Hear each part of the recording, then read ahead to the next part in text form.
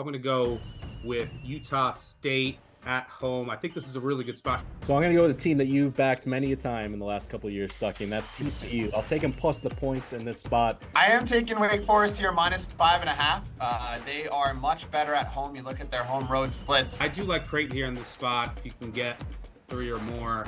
I'm going to go with a road dog here, taking San Francisco catching 7.5 in the Battle of the Bay. I love BYU in this one. Revenge spot, a home buy low, sell high spot on the Cougars. Good evening and welcome to BBOC Live, presented by BetMGM. It's 5 p.m. Eastern, and this is a special edition for the Tuesday night college basketball betting preview. I'm Stucky, and joining me, just as they did last week, are my fellow BBOC co-host, Mike Calabrese, and colleague Charlie DiSturco, who we brought back for another week after last Tuesday's sweep. No pressure this week, gentlemen. Charlie, how's that sound? Mike, had to hop on here earlier to make sure everything sounds good, and I think you can hear me loud and clear, right, Stuck? Yeah, well, now everyone can hear you, so you better give out some winners. No one could hear your winners last week, but luckily, Calabrese and I picked up the slack. But before we get started, we're going to each give 2 best bets once again. We'll talk a little Mississippi State, Kentucky, and we'll put together a little Tuesday night Moneyline Underdog Parlay. But before we do get started, I want to remind everyone to make sure you download the award-winning Action Network app. You can find all of our bets there in addition to an abundance of data and content for today's slate and beyond. Also, as I mentioned previously, BBOC is presented by BetMGM. Use bonus code ACTION when signing up to get $150 in bonus bets when you bet $5 for new users in Arizona, Colorado, Illinois, Indiana, Iowa, Kentucky, Louisiana, Maryland, Massachusetts, Michigan, New Jersey, Ohio, Pennsylvania, Tennessee, Virginia, West Virginia, Wyoming. Terms and conditions apply. Must be 21 plus. Gambling problem? Call 1-800-GAMBLER. All right, let's jump right into it. We'll start out with our first best bets. Last Tuesday before March.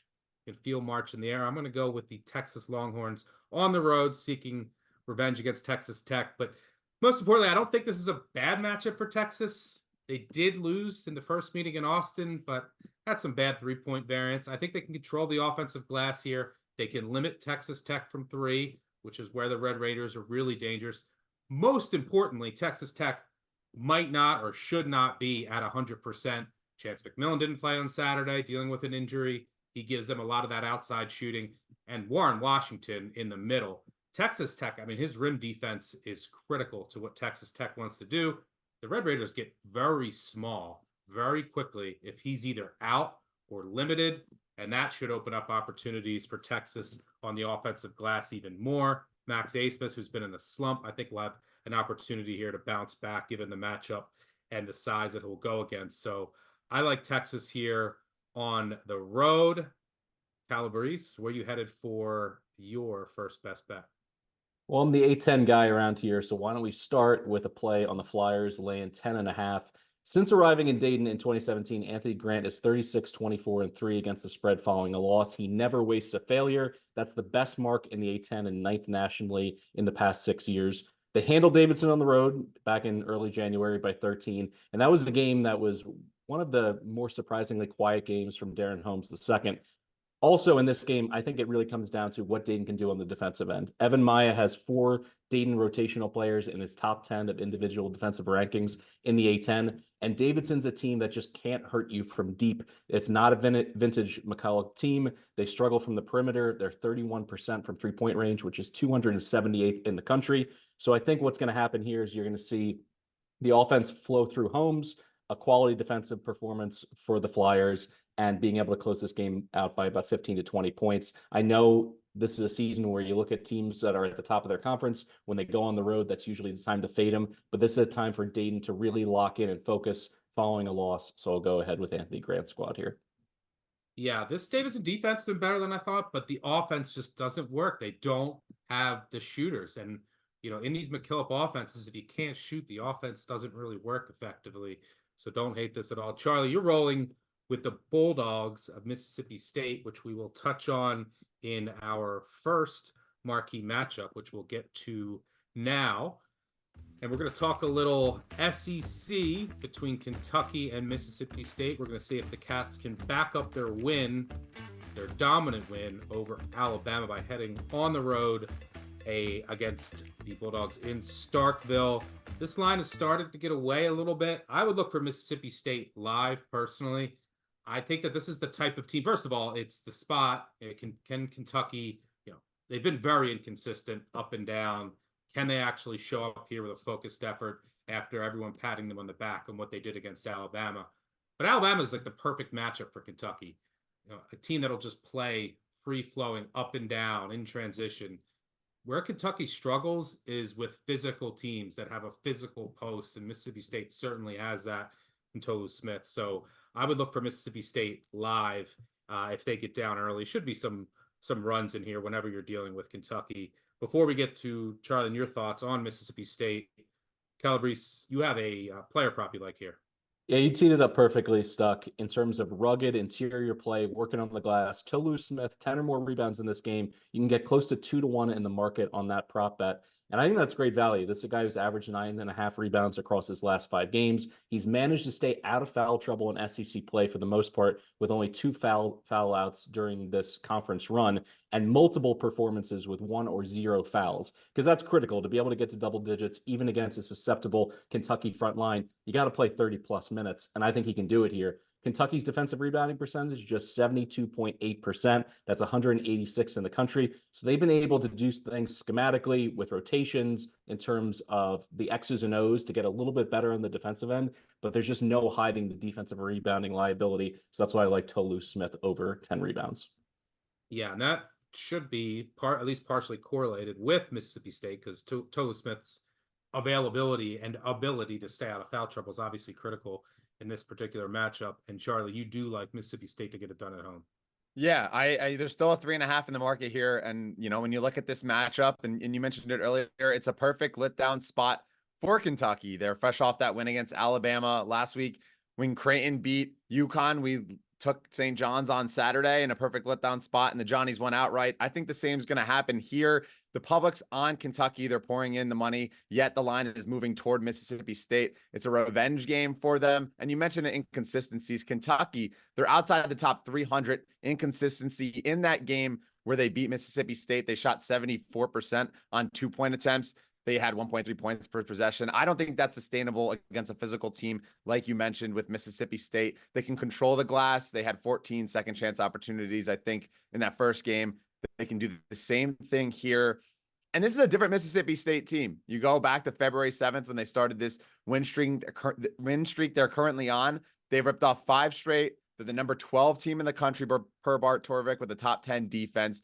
I don't think Kentucky's going to score 1.3 points per possession again here. I think it's going to be a grinder, and I think Mississippi State has all the advantages in their favor. So I'm fine with laying the 3.5, 4 points. Yeah, and in that first meeting, Kentucky got a pretty beneficial home whistle, and that's important to Mississippi State, especially with Tolu Smith and the way that they want to play. It's more, this is physicality versus finesse, and you have to assume that playing at home now, you're going to get a little better whistle, which is pretty important to how Mississippi State wants to play, especially in this matchup. All right, good stuff there. Looking forward to that one tonight. But let's move on to our Tuesday night Moneyline Underdog Parlay. I'm going to be a bit boring here. I'm just going to throw out Texas. Already talked about them earlier, but with the injury uncertainty, that adds uncertainty. The injury uncertainty on Texas Tech sides adds uncertainty, adds variance, which is what you're looking for with a Moneyline Underdog. So I'm going to throw the Longhorns out there. Calabrese, what are you throwing in? I wanted to say Nevada tonight, but with Blackshear potentially being off the floor, his foot is in a walking boot, if you believe some of the beat writers out there in Reno. So I'm going to put that play on the side, instead go with Loyola Chicago plus 140. Drew Valentine has done a masterful job in a one-season turnaround. It was a disaster in year 1 in the A-10. Now he's in the running to be the A-10 Coach of the Year. And in the month of February, Charlie just mentioned it. When you look at Bart Torvik's numbers, you can scale it up, scale it down for your time horizon. Just in the month of February, the Ramblers are rated as the nation's 33rd best team. And it really comes down to how they play on defense. They play incredible team defense. They don't give up many open looks. They're 9th in opponent field goal percentage. And on the offensive end, while they aren't all that flashy, they share the ball extremely well. They're 7th in assist to made field goal percentage. So this is up against Abani's team that's kind of the opposite. They're the 5th most inconsistent team in the entire country, according to Haslam metrics, and they've already lost on their home floor to Duquesne and Fordham. And for that reason, I think there's enough value at plus 140. Ride with Sister Jean, ride with the Ramblers. I like Loyola here. Yeah, Rambler's been an absolute covering machine of late. Charlie, what do you got for our Moneyline Underdog parlay? Yeah, so I mean, I'm going to take a step further and go with Pittsburgh here. They're catching 7.5. I like them on the money line too. You know, when you look at money line underdogs, you want to get a team that, you know, can fire from deep and take advantage of miscues from the perimeter. I'll get into that a little bit more with why I like Pittsburgh. But, you know, they're an inconsistent team, but they have a revenge game right now. They shoot a lot of threes. That's where Clemson's vulnerable. So in a volatile game, I like taking the points here or taking the money line here and, you know, extending our money line underdog just a bit and giving us juicy odds. Yeah, so we're going to go with Mississippi State and, excuse me, we're going to go Texas, Loyola, and Pitt. So we have 3, 4, 7. You're probably going to be whatever, a little under, maybe 20 to 1, a little less. Pretty juicy Tuesday night money line underdog parlay for anybody that wants to join in. But we do have one final task to get to, and that's our second best bet of the night. I'll kick things off. I'm going to go with Wyoming at home against UNLV. UNLV coming off that big win over Colorado State. They're 5-1 in the month of February. I think this is the perfect time to sell high. Why? Well, if you look over the past month, teams are shooting 23% from the perimeter against UNLV. I think that's the 3rd lowest in the country. That's juiced up their metrics. There's some positive regression coming for their opponents here. Wyoming will certainly get up their 3-point looks. Tough place to play, tough spot for UNLV. 3-point regression coming, which is juiced up their metrics of late. No one can make an outside shot. So I like Wyoming in the altitude at home. I think they'll have a good shot to win this one outright. Calabrese, where are you going for your second best bet?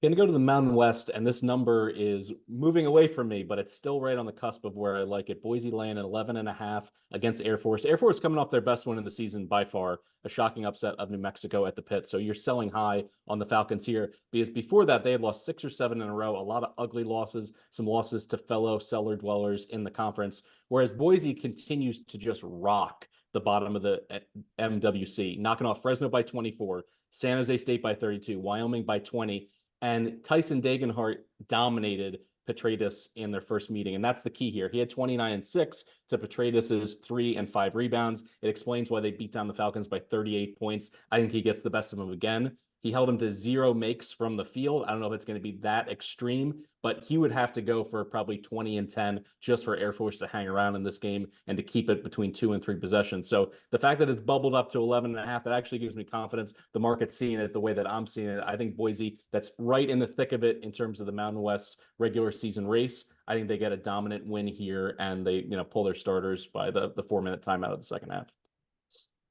And Charlie, you're going with Pitt, who you already mentioned previously. Anything you want to add?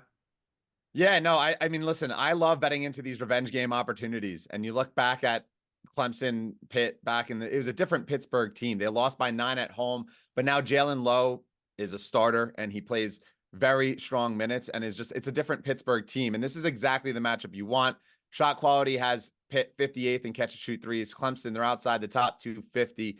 Pitt, that's how they get their money, right? They shoot a ton of threes. Hinson is going to be a big factor here. And if you look back at that last matchup, Clemson shot about 40% on 33 pointers. I don't think that's going to sustain here with a fired up Pittsburgh team on the cusp of the tourney. They have all the motivation in the world while Clemson's safely in. I'm expecting at least getting this 7.5 mark, this game to go down to the wire. Both teams, by the way, outside the top 240 in adjusted tempo. So grabbing the possessions with Pittsburgh here, and Clemson, only 28% of all shots are at the rim, and that's Pitt's weakness. They don't take advantage of that. They like to attack from 3 where it's volatile, as I mentioned. So I'm going to back the revenge game narrative and the motivation here from the Pittsburgh Panthers. Let's take down the Tigers.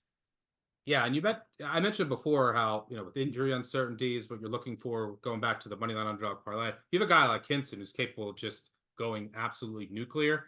And if he does that tonight, they're certainly going to have a chance to win the game outright.